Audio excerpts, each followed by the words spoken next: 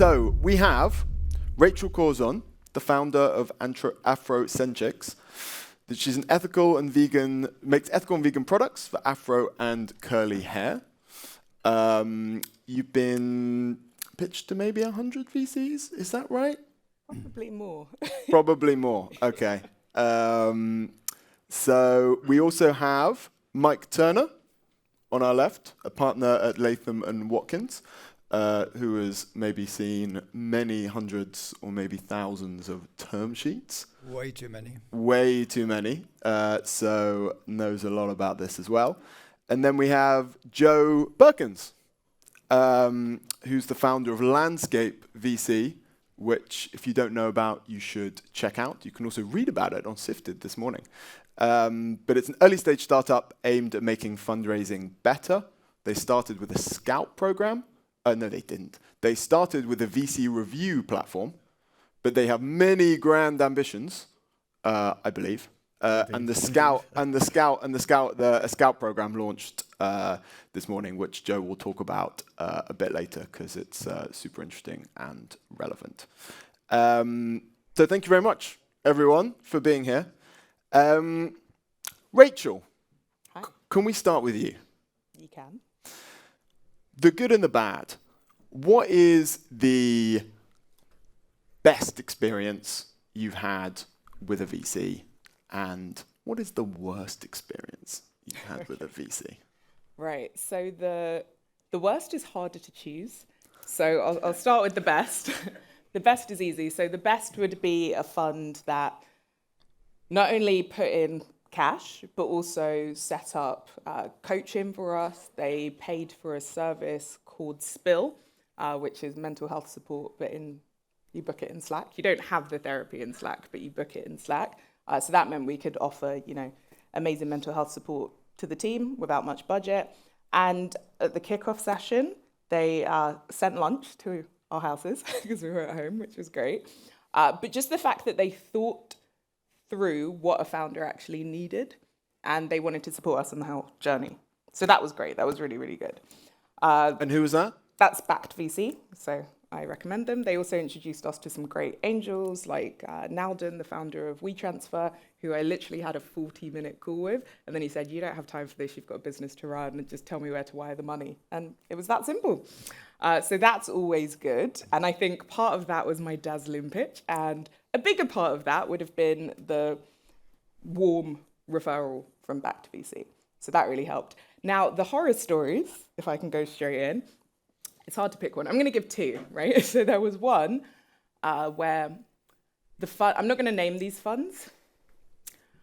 One of them, it was a friend of his was invested in us, and there was, hard commitment. We hadn't signed time sheets, but we hadn't signed term sheets, but it was committed, I'd moved it along my Trello board.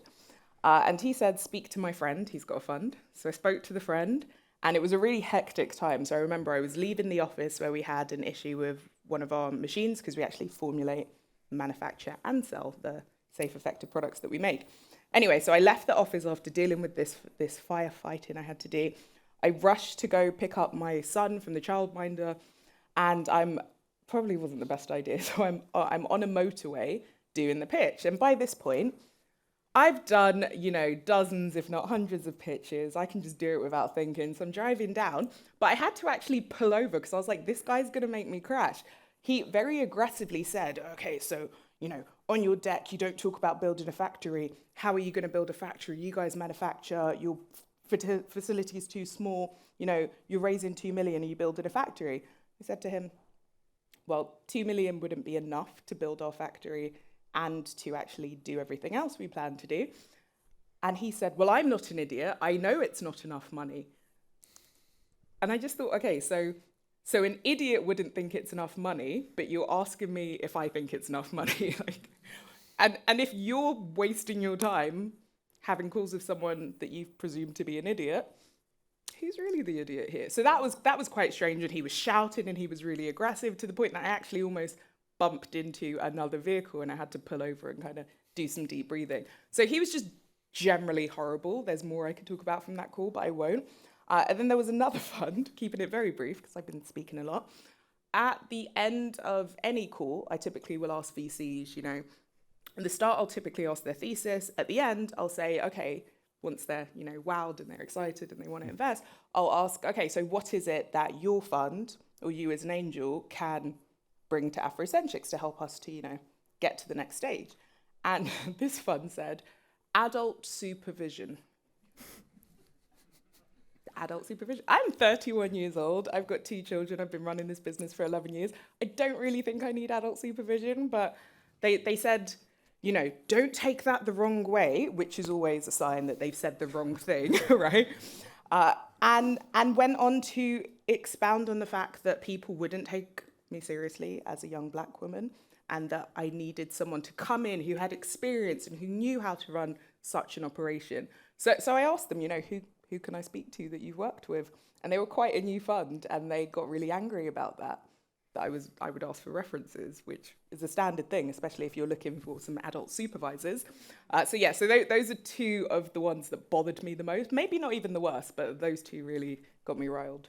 Did they say as a young black woman, or was that just implied by that? No, they said it in that case, yeah. And people would point to my race quite a lot. In the wake of George Floyd, everyone wanted to speak to some black people. So I had a lot of my time wasted by people who would turn around and say, oh, what is this? Is it a boldness solution? At like a final partner meeting after I'd had several meetings with associates, signed NDA, sent over the data room. I also had someone say, why are you talking about Africa? They don't have any money over there. Not being funny, but aren't black people generally poor? Yeah, just a few of the lovely things people have said to me. So in both cases, I actually emailed them and said, do you know what? I don't think this is the right fit. You're super busy, let's just leave it there. The first one, the one that almost made me crash my car, he was so angry that he got his friend to pull out as well.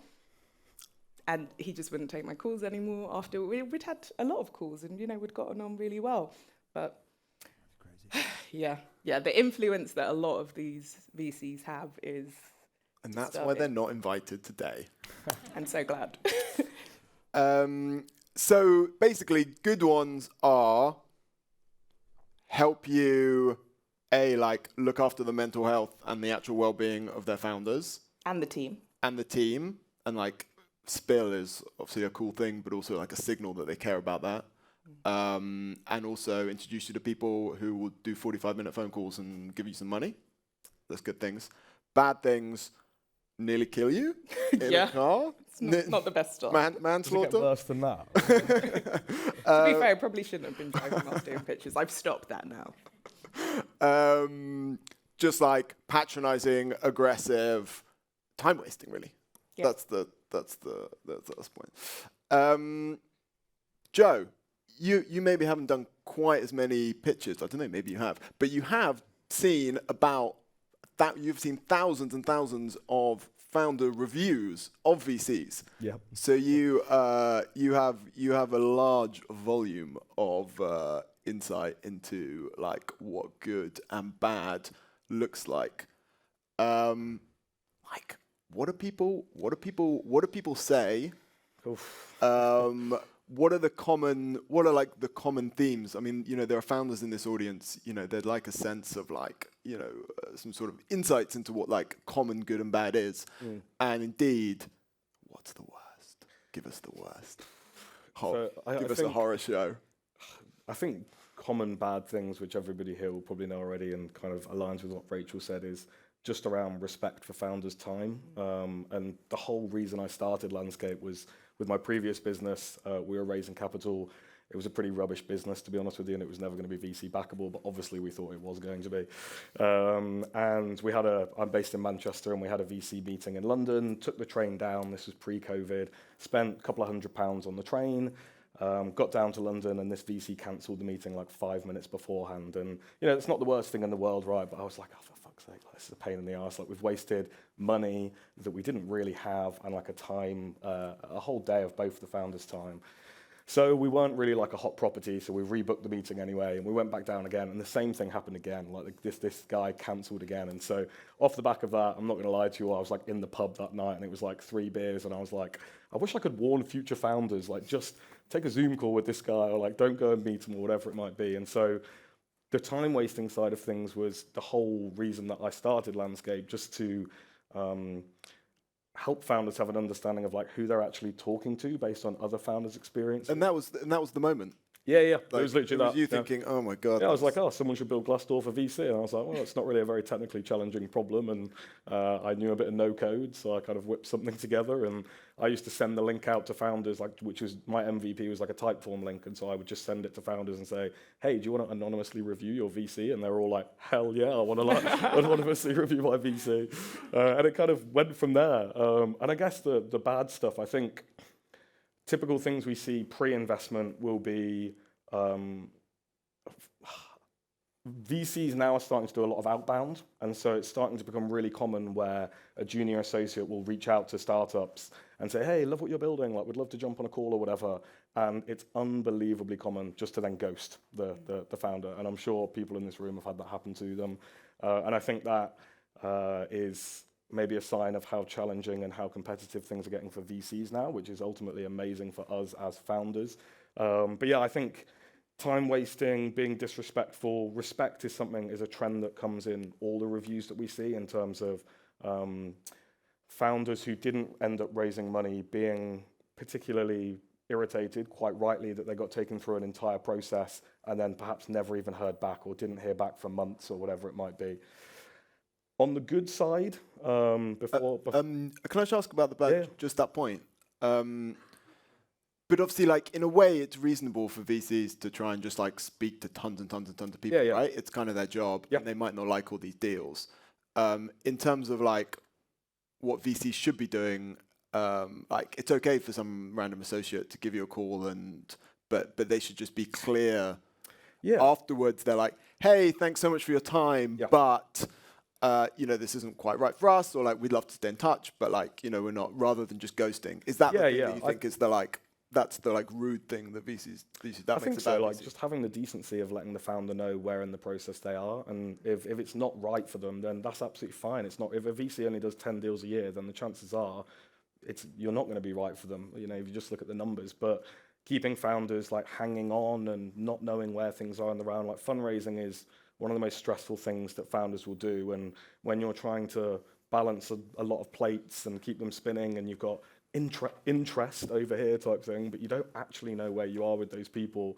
I think it's just having the decency of making sure founders know as soon as possible whether it's a yes or whether it's a no. And the common adage, I think, always goes that like the best thing after a yes is like a fast no with critical feedback. But so many VCs are really shit at doing that. And I think it's because ultimately, I honestly think they are worried about hurting founders' feelings and all that sort of stuff. But it's kind of like, it's your job.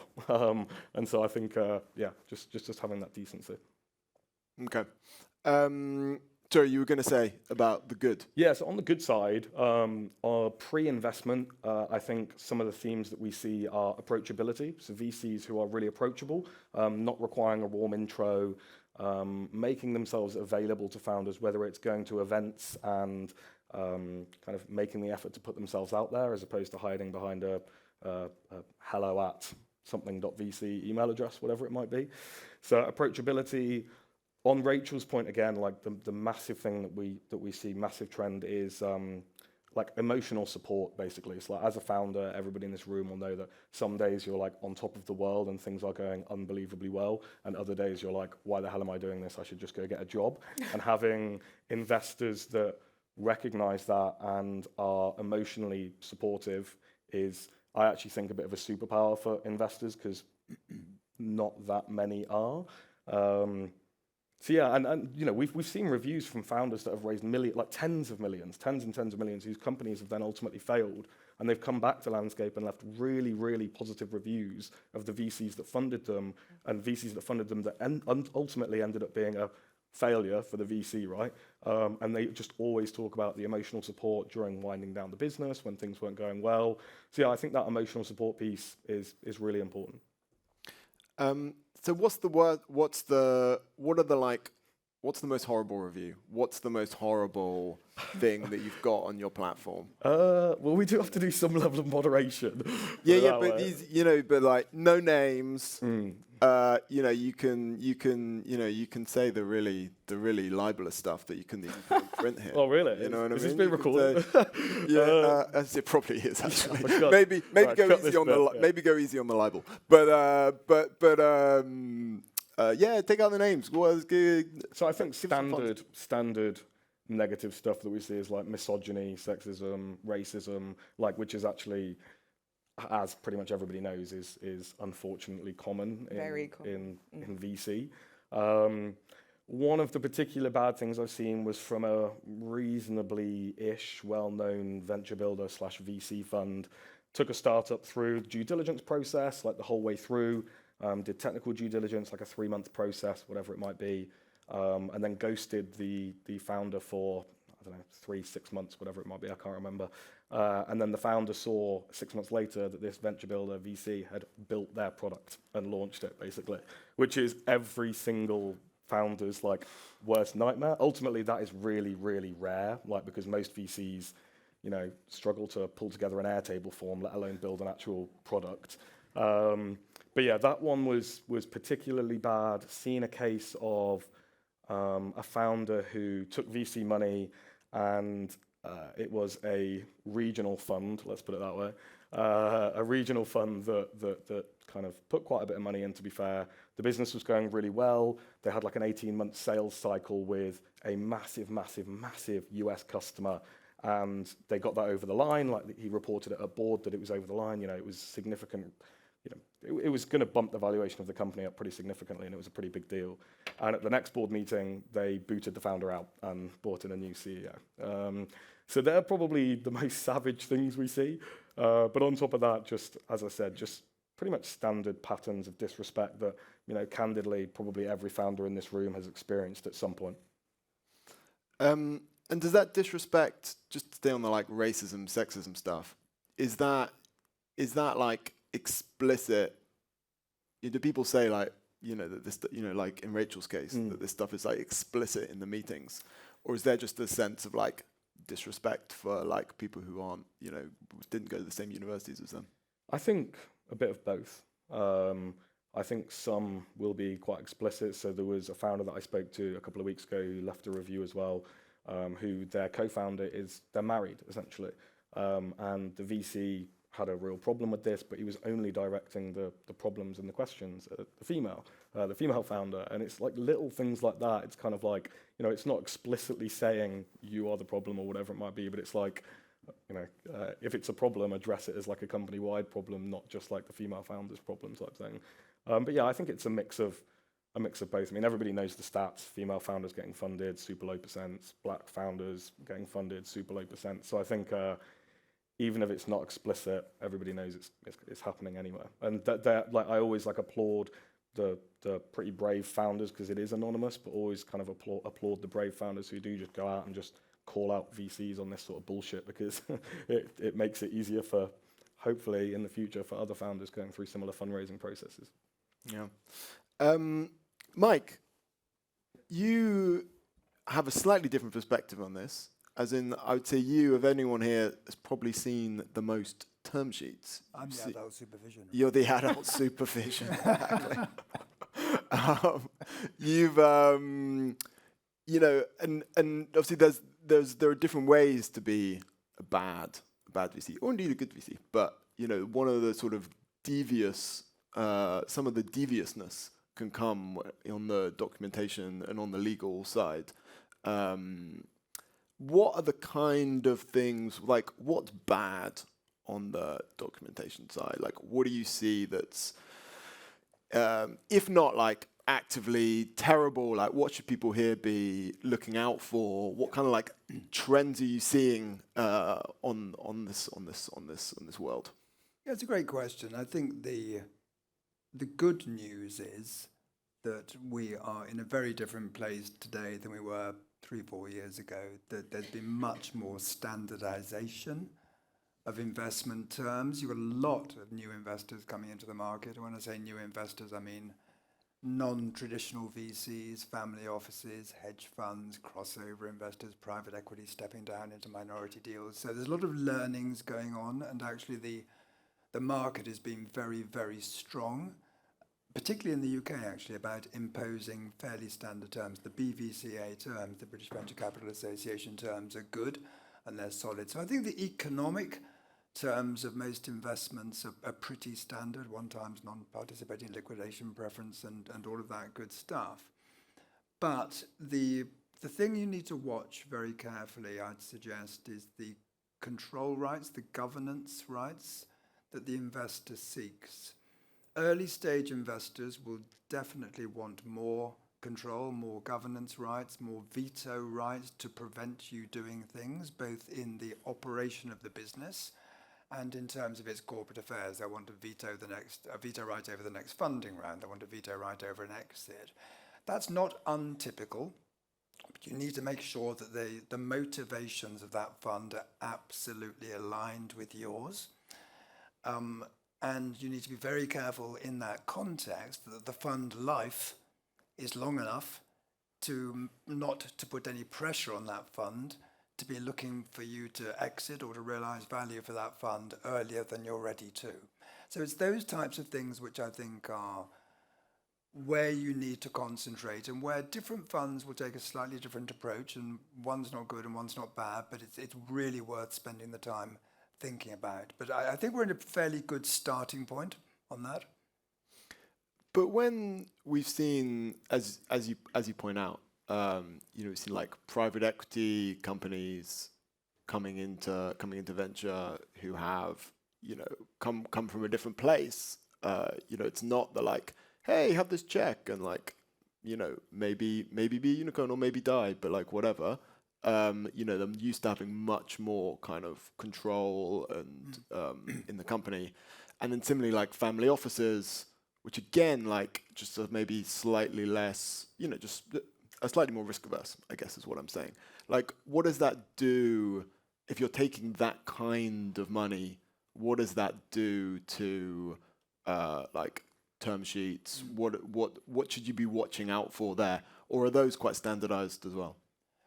I think the financial terms are quite standardized, albeit that the world of growth capital, if any of you are lucky enough to be at that stage of looking at the later stage growth capital financings, the economic terms can be a little bit different. The investors can be much, much more focused on the outcome, on the IPO or the exit, and their minimum returns and all of those good things. So, but you're in a happy position if you're having that conversation at that stage. I think what I would say for the earlier stage investors is just be very thoughtful about what you want from that investor. Rachael and Joe have already touched on this. You are interviewing the investors as much as they are interviewing you. The game has changed, and 5 years ago there was a paucity of venture, or 10 years ago certainly, there's a paucity of venture capital around, and it was a tough gig raising money. Now there's a lot of money looking for you. So don't forget that bargain has changed, and you want to find out what that investor will do for you, apart from write the check, and what that investor can and can't do for you.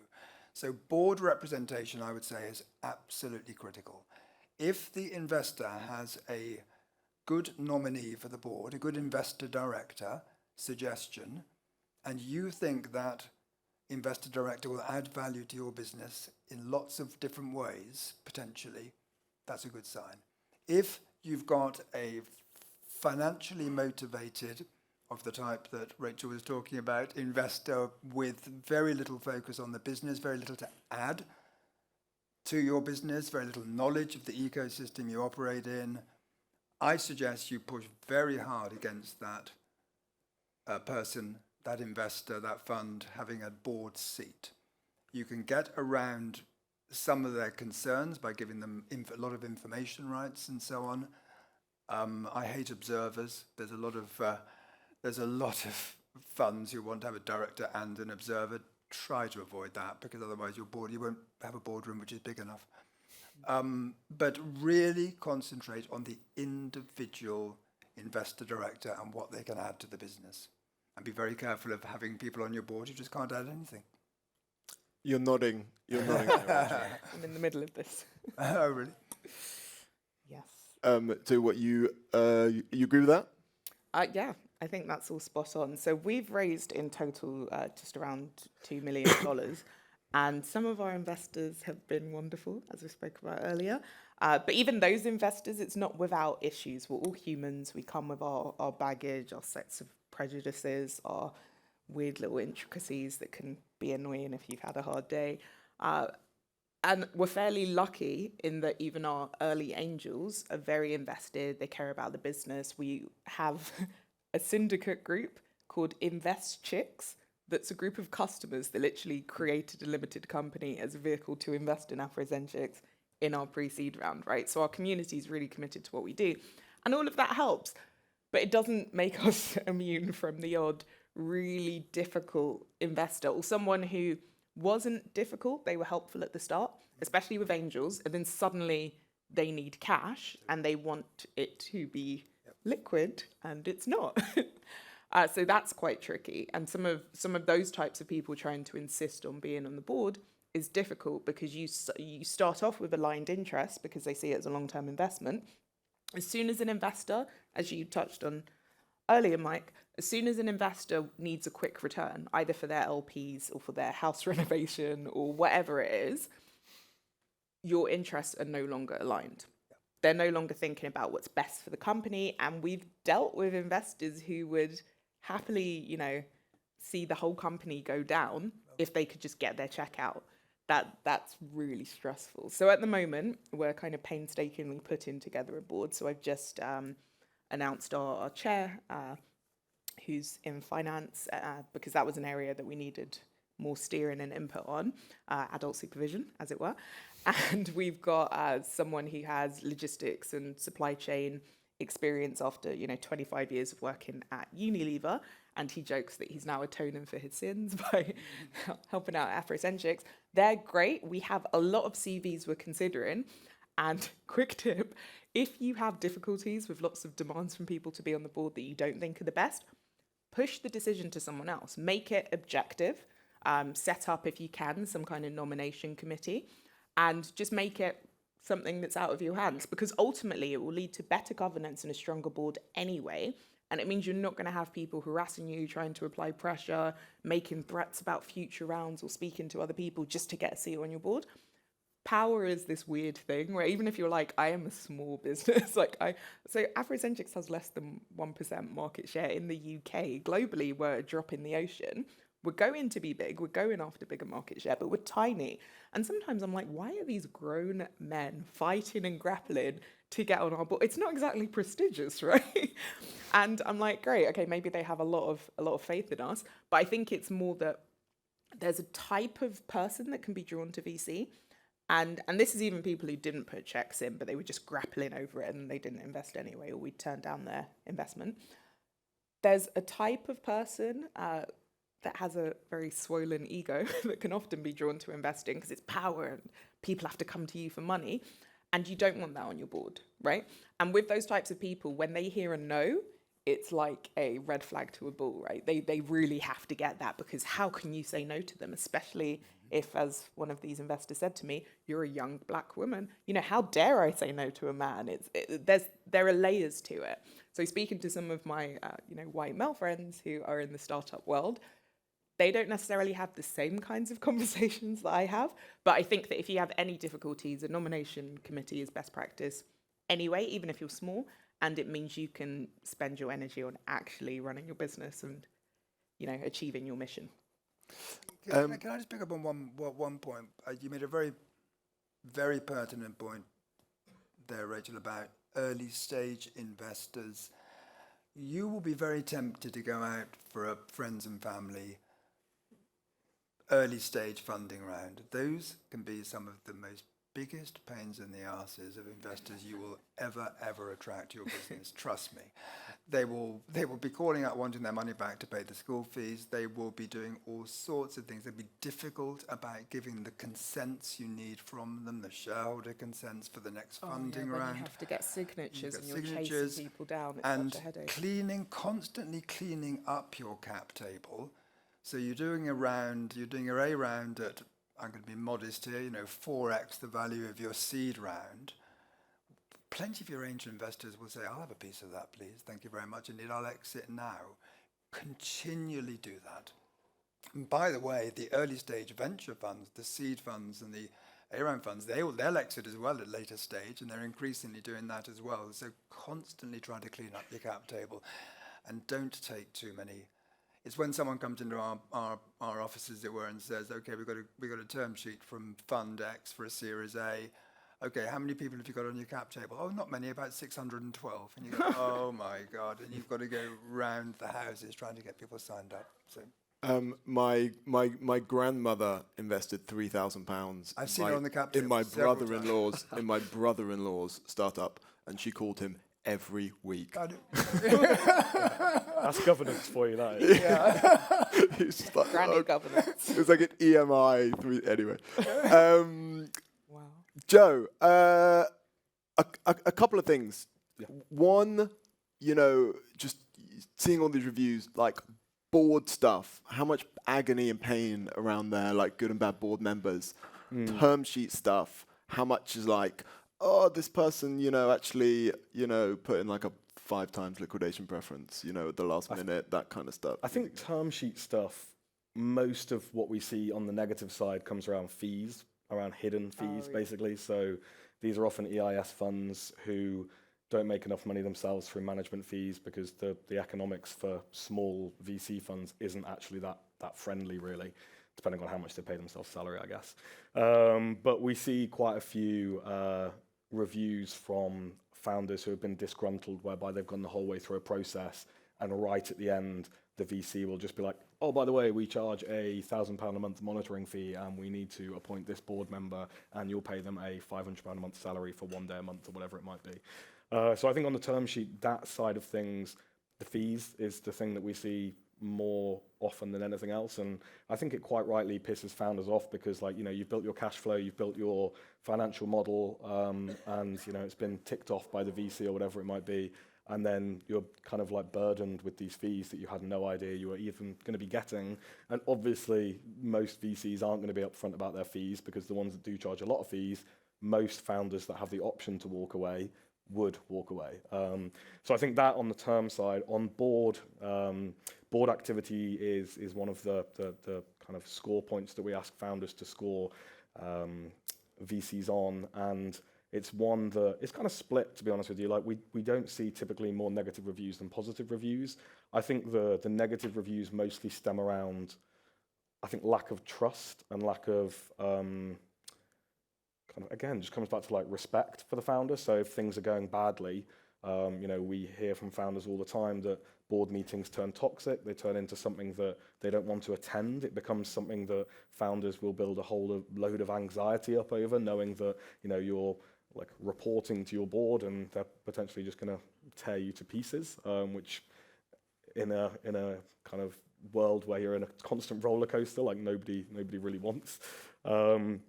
So yeah, I think on that side, on the board side, mostly around trust and letting the founder just crack on with it, basically. Great. I'm going to turn to questions in just 1 minute, so if people could think of some questions. So I'm not doing that thing where I say, are there any questions, and there are no hands up. But first, Joe had quite an exciting announcement this morning that was actually on Sifted, which you can all read about. Thanks, but I thought I would hit him up just for 2 minutes, just to tell us what it is, if you don't mind. Yeah, of course, I'd love to. So started Landscape, started as a review platform. We've now launched a new product, or announced a new product we're going to be launching in Q1 called Open Scout. And the idea is that it kind of stems from the belief that we think anybody could be a venture scout, and especially founders. So we're essentially building a scouting marketplace. We've got 20 VCs pre-registered on this hand side of the market, and they essentially, when they pre-register, they set success fees. Those success fees are ranging, they're significantly higher than I thought they were going to be. So they're ranging from $5,000 all the way up to $50,000 for a successful deal referral. And we're now looking to bring on board a whole bunch of awesome scouts, essentially, who will be able to scout deals that they get access to. And I guess the basic proposition is kind of why scout for one venture fund when you could scout for an entire venture marketplace. My personal belief is that I think founders will be some of the best scouts. They have the best personal relationships with other founders. They have probably earlier access than any VC out there. So if there is any potential scouts in here that do see new exciting startups, new deals, feel free to come and find me afterwards. Great. That's the pitch. Well, it's really interesting and also super relevant to our discussion about I guess how VC could be a bit better. And also presumably a more open scouting VC world is a more diverse one, is a more transparent one, and that's part of making it better, right? Yeah, I hope my hope with Open Scout is that we uncover the best talent spotters in early stage venture across Europe, and then we give them everything they need to launch a career in venture, have capital of their own to deploy. Some of the things that we're looking at right now are the ability for the scout to say, okay, rather than paying me a $50,000 success fee, roll that into an investment in the company. So essentially allowing anybody, whether you have money to invest or not, to start building a portfolio as long as you have access to awesome startups. But yeah, ultimately, we're trying to help more people break into venture. And I think long term, if it works, right? If it works, I think we could be in a position to kind of accelerate the trend of solo capitalists in Europe, which is something that we're kind of lagging behind our US counterparts in a little bit. Cool. Thanks, Joe. Questions? Anyone? We have a couple of minutes. Questions about what a good and bad VC looks like. The lady just over there. Thank you. Can you hear me? Yeah.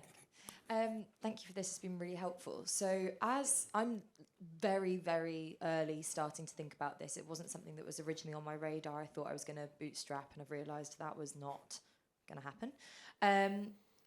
It can sometimes be a bit disheartening as a female founder to listen to how little percentage we get of VC money, and then to hear it's gotten worse.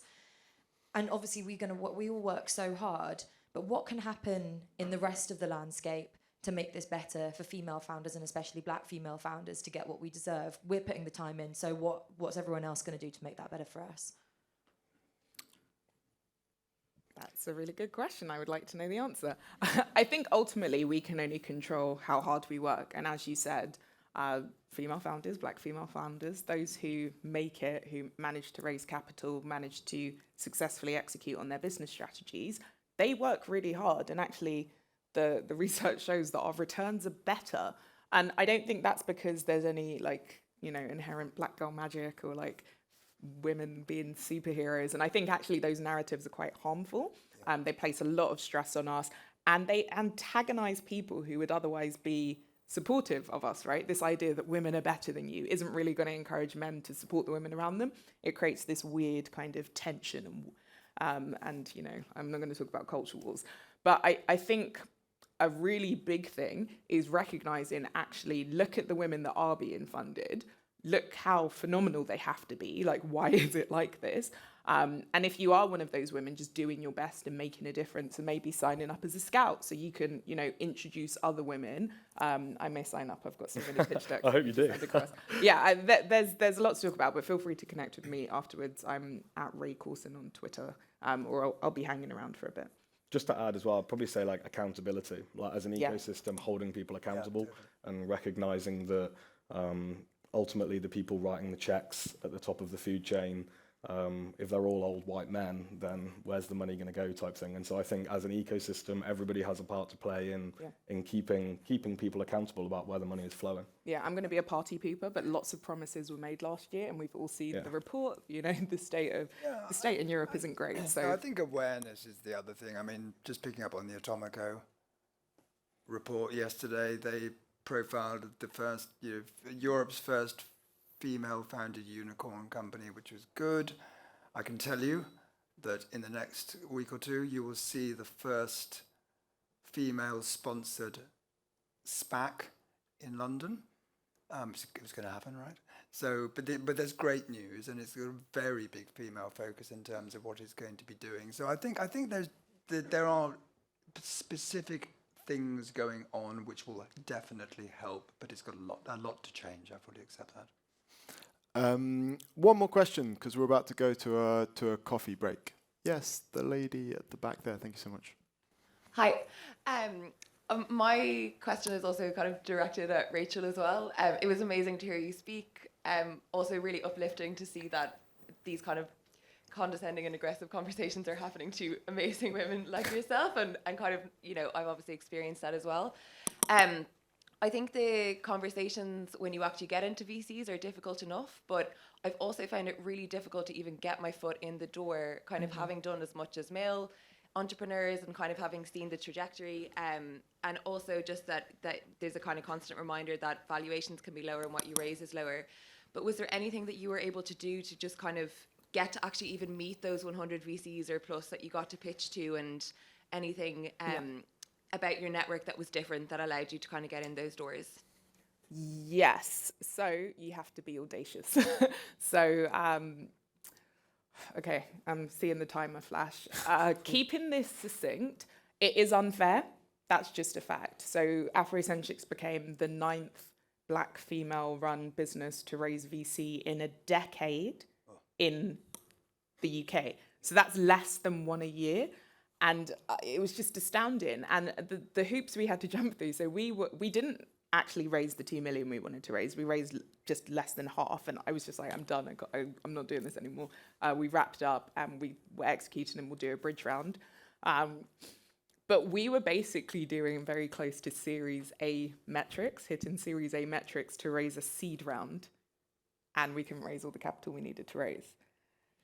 And even those that did invest kind of got cold feet because other funds who were really committed dropped out. And then you get like kind of reverse FOMO. One person freaks out, so everyone freaks out.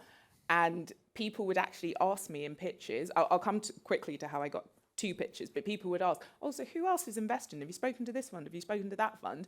And when I'd say they weren't investing, they'd be like, well, why not? And I'm kind of like, we know why not, right?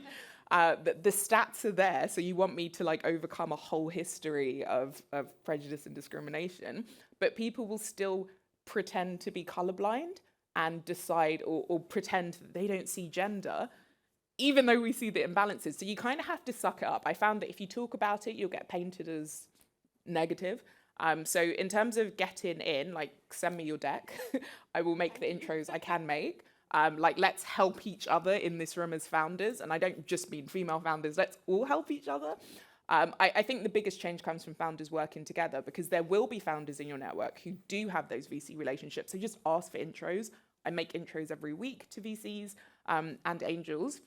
And then you get the inside spill as well. But also get on every stage you can. Every time there's something like this where VCs are there, get up, ask a question and do your elevator pitch. That's what I had to do. So a lot of the funds we got, they came to us because I won the WeWork Awards. So they saw that, Diddy and Ashton Kutcher know about Afrocenchix. It must be kind of interesting. Gary Vee's talking about it. It must be kind of interesting. We shouldn't have to go to that extent to get a foot in the door. But sadly, sometimes we do. So kind of do all the PR and press stuff. I wrote an article specifically about PR and press that I'll tweet after this or something, or connect with me. But do that stuff. Accept that VCs have major FOMO problems and just kind of stimulate a bit of hype, but make sure that it's grounded in something solid. So every investor I spoke to who got to our data room said, this is one of the best data rooms we've seen. There was so much information in there that I had to guide them through it because they wouldn't look at it properly. And they'd ask me questions where it's like, it's in the very clearly marked folder, very clearly broken down. But yeah, so do your best, go above and beyond, tap into your networks, do PR, be your own hype machine. You shouldn't have to do that, but unfortunately you do. And then be other people's hype machines. So share what other women are doing, what other underrepresented people are doing, and what anyone brilliant you see is doing. Great. Thanks so much, Rachael. Thanks, Rachael. That's it. I'm going to get in trouble if we go on any longer, but it's been super interesting.